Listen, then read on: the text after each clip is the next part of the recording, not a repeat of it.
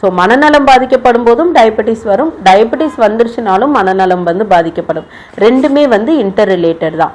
அப்படி இருக்கும்போது நம்ம தான் வந்து அதை அக்செப்டன்ஸ் பண்ணிக்கணும்.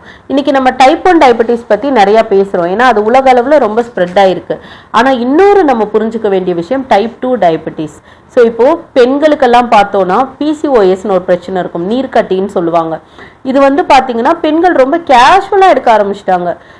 டாக்டர் கிட்ட போனேன், டாக்டர் வந்து 10ல் 8 பெண்களுக்கு இது இருக்குன்னு சொன்னாங்க. ஸோ இது நார்மல் தான் அப்படின்னா, நார்மல் இல்லை.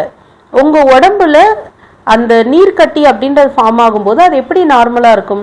அது வந்து உங்களுக்கு குழந்தை இல்லாத ஒரு விஷயத்தை கொடுக்கும்போது அது எப்படி நார்மலாக இருக்கும்? அது உங்களோட பீரியட்ஸ் அஃபெக்ட் பண்ணும்போது அது எப்படி நார்மலாக இருக்கும்?